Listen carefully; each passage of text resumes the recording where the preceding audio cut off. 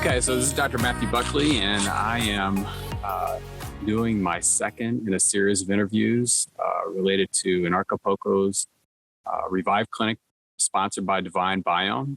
And at the moment, I have Kimberly Kraus. Kimberly is a acupuncturist, iridologist, and I think she's got a number of other credentials to her name as Just a couple. But Kimberly's here, and I'd like to introduce you to her, to our community. Thank you. Kim, you want to tell everybody about yourself and what you're bringing to the table to Anarchapulco? Sure. So I went to acupuncture school and graduated in 2002. And so I've had a clinic for about 17 years. I had a clinic in Lago Vista, Texas, and then now I'm currently in Fredericksburg, Texas. And so I was learned at the Academy of Oriental Medicine in Austin and learned traditional Chinese medicine techniques there. And then, they say you learn everything after you're done with school. So I started taking classes and found a master teacher, Dr. Tan in San Diego. And so I started learning from him, and he had something called the balance method, which is a way of treating pain and different issues using the opposite side of the body and different techniques that just seem to work much more efficiently and quickly.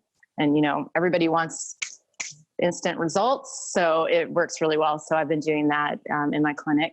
And then I also learned Bazi, which is a type of Chinese astrology from him as well.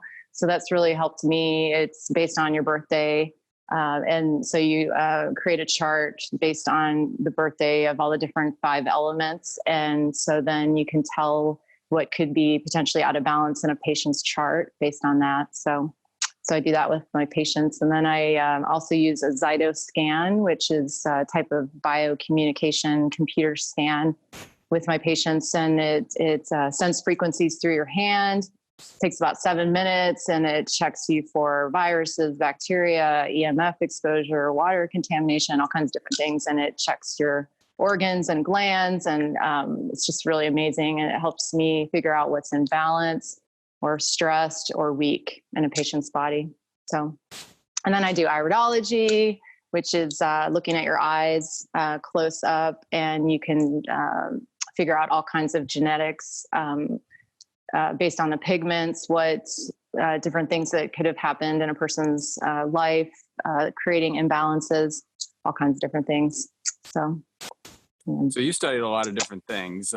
Yes. What actually led you into the field of healing?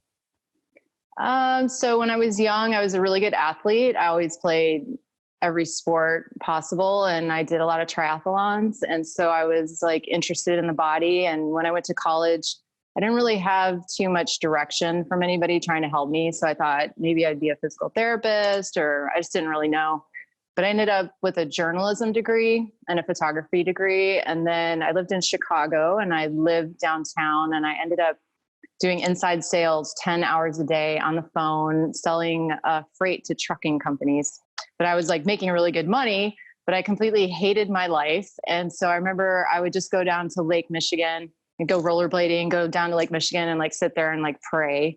What in the hell am I supposed to be doing? This sucks. What, I'm not going to sit on the phone for the rest of my life. So one day I went to the mall, and they were having a psychic fair. So I thought it would be interesting to talk to a psychic. And her name is Joanne Fabritz, and I'm still really good friends with her, but she just changed my life. She just said, "You're not doing what you're supposed to be doing. You're completely off your path." And she was holding my hands, and she said, "You have all this healing ability, and you're supposed to be helping people." And I'm like, "Okay, great. Well, tell me how to do that. What do I do?" So she told me to go take a Reiki class. So I followed her advice, and I didn't know what Reiki was, which is a type of Japanese energy healing where you focus on symbols. So anyway, I set up an appointment, and I had this Reiki session with this Reiki master in Chicago. And he did the whole Reiki session, and he did the attunement where I was able to use the energy. Well, I just remember walking away from that appointment and walking down the street back to my apartment and touching my arm, because I could feel every cell in my body. And it just completely changed me from that moment on. So then I couldn't work anymore at that place. I started going to these Reiki circles where like everyone would meet at this restaurant in Chicago and they would like give each other Reiki for free back and forth. And that was like the only thing I lived for. And then I met this man there one night.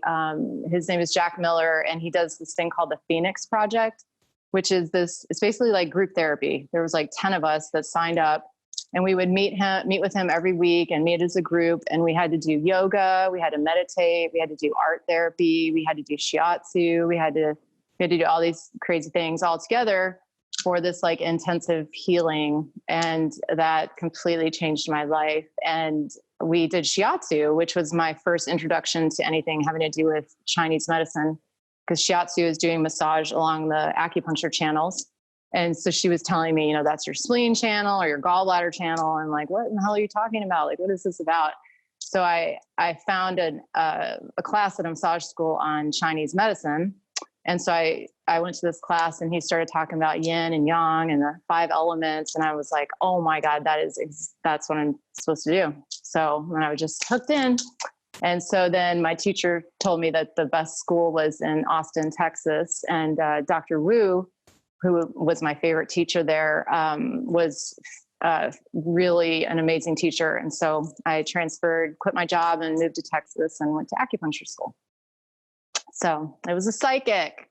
Okay. All right. Yeah, she got me on my path. So thank God for her. Probably would have figured it out eventually, but yeah. Okay. So you do a lot of different things, and I do a lot of different things as well. Yeah. And constant learners, right? Constant learner. Is there a particular type of client that you particularly like working with? No, I love everybody. I mean, everybody has something different that they bring to the table, and I don't necessarily specialize in anything. It's everybody. Most people come to see me for pain relief initially because that's what they know acupuncture is well known for. So I see a lot of patients for like sciatic pain, a lot of patients for stress and insomnia, things like that. But then we end up working on all kinds of other things. I actually really like to help patients with trauma and emotional issues from the past. So I recently went to a class in Croatia where we learned how to use light and color therapy and frequencies in the ear. There's different ear points that are connected to the brain. And so I've been working with a lot of patients recently on like traumas from their childhood, and it like just shifts everything.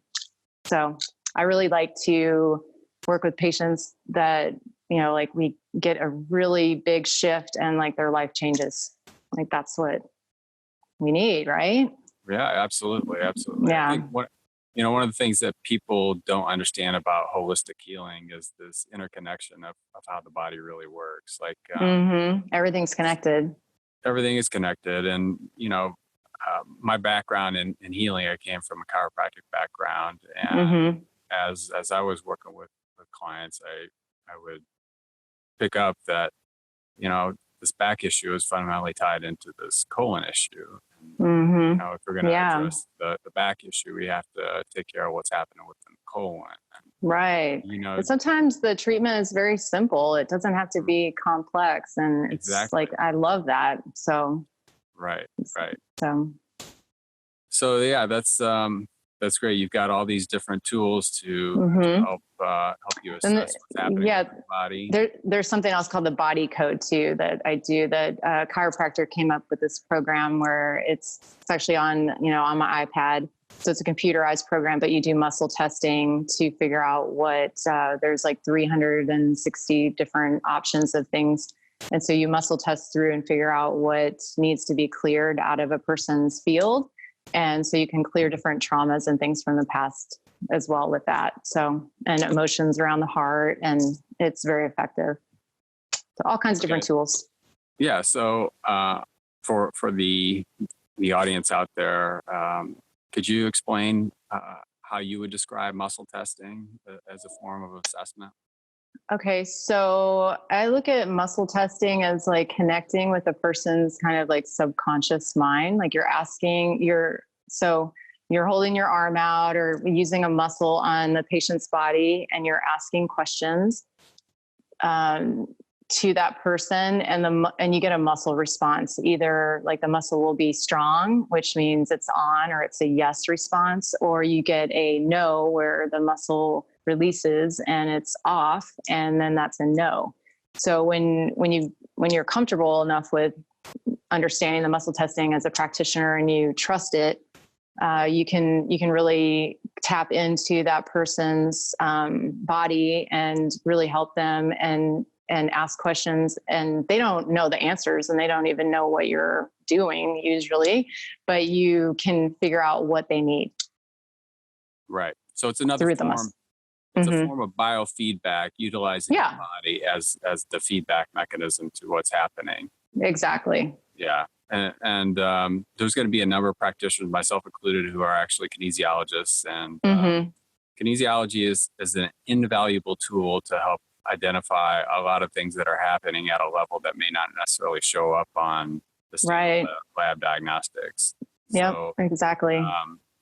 For those who are out there, muscle testing is both a science and an art. There are people that do it who don't do it well and can give it a bad name, but there are people who become very, very skilled at it and are able to help a lot of people out there. So I think it's important to make that distinction of of course. how it works. And I have some patients that, I think they think it's voodoo or weird. And then I'll do the Zyto scan with them, which is like a computerized version of the same thing. And then they might trust that more, which I don't care. It's fine. It still helps them, and it still gets to the right node. So exactly.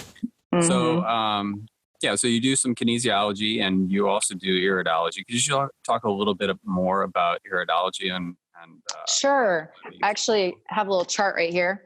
So with the eyes, there's every part of the body is in the eye.